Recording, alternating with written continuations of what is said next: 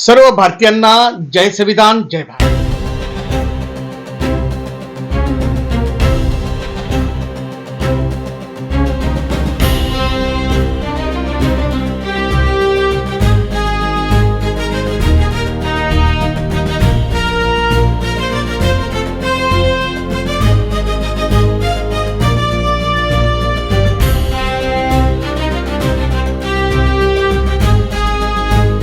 मित्रांनो, आपल्याला माहिती असायला लागेल काही दिवसापूर्वी आमच्या सोलापूरची भारतीय जनता पार्टीचे आमदार सुभाष देशमुख यांनी काही दिवसापूर्वी म्हणजे विधानसभामध्ये त्यांनी डान्स बारच्या संदर्भात विषय टाकला होता. त्यावर संपूर्ण महाराष्ट्र राज्यात चर्चेचा विषय झाला. अनेक पोलीस अधिकारी यांनी आपली स्पष्ट वृत्तपत्रात किंवा आमच्या चॅनलवर दारे केलेली आहेत. परंतु वस्तुस्थिती पाहता शहरात अनेक ठिकाणी खुलेआम मटक्याचे धंदे रात्र दिवस चालू आहे. या संदर्भात आम्ही माहिती घेतली असताना काही राजकीय गुंडांच्याही त्यांच्यामध्ये हात आहे आणि पोलिसांच्याही सहकार्य आहे. त्यामुळे खुलेआम सोलापूर शहरातील प्रत्येक ठिकाणी, प्रत्येक डब्यात, प्रत्येक बोळात, प्रत्येक गल्लीत हा प्रकार चालू आहे. याबाबत पोलीस आयुक्त एम राजकुमार काय बोलतील, काय कारवाई करतील याकडे सर्वांचे लक्ष राहील. सोलापूर शहर आणि जिल्ह्यात नियम धाब्यावर बसून राजरोस डान्स बार सुरू आहेत.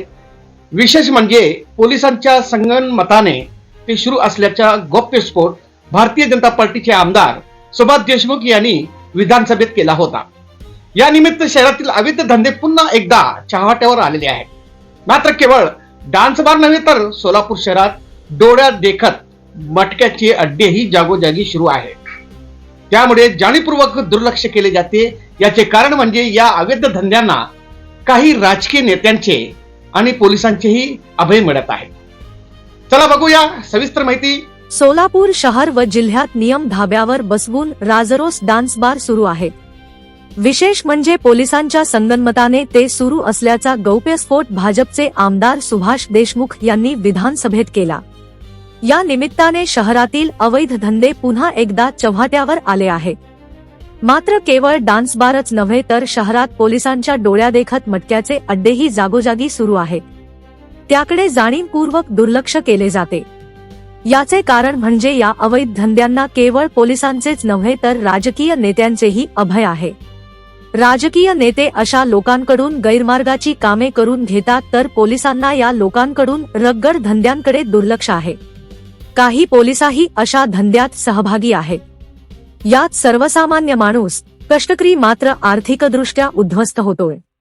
आमदार सुभाष देशमुखांनी यापूर्वी जिल्हा नियोजन समितीच्या बैठकीतही मटका डान्स बारचा मुख उपस्थित केला होता. पण कडे पालकमंत्र्यांनी लक्ष दिले ना पोलीस प्रशासनाने. त्यामुळे त्यांनी आता थेट विधानसभेत हा प्रश्न मांडला. पण मुख्यमंत्र्यांसह गृहराज्यांनी त्याला गोलगोल उत्तर दिले. सोलापूर शहरातील अशोक चौक, नीलनगर, भारतरत्न इंदिरा नगर, नृ जिंदगी परिसर, कुंठा नाका, शास्त्रीनगर, मौलाली चौक, लोधी गल्ली, बेडर फुल, पाच्छा पेठ, घोंगडे वस्ती, शिवाजी चौक, रेल्वे स्टेशन परिसरात अनेक ठिकाणी मटक्याचे अड्डे राजरोस सुरू आहेत. ऑटो रिक्षा, चहाचे गाडे उभे असतात त्याच्या बाजूला पडदे लावून टपरीत मटका व जुगार चालू असतो. इथे वाहतूक पोलीस उभे असतात पण ते सोयीस्कर डोळेझाक करतात. प्रवाशांना हे लोक आकर्षित करून त्यांची लूट करतात. त्यांची दहशत इतकी आहे की तक्रार करण्याचे धाडसही कुणी करू शकत नाही. पोलिसांच्या वरदहस्तामुळे अवैध धंदे सुरू आहेत. राजकीय नेत्यांच्याशी सलोख्याचे संबंध आहेतच. मनपा निवडणुकीवेळी काही पक्ष कार्यालयात मटका किंगचा राजरोस बावर होता. काही नेत्यांनी तर यापूर्वी तडीपार झालेल्या गुंडांच्या सत्कार सोहळ्यांनाही हजेरी लावली. काहींनी जिंकण्याचे गणित लावून अवैध धंदेवाल्यांना पक्षप्रवेशही दिले. त्यापैकी काहींना तिकिटेही दिली. त्याच्या बातम्या प्रकाशित झाल्या पण नेत्यांनी ते गांभीर्याने घेतले नाही.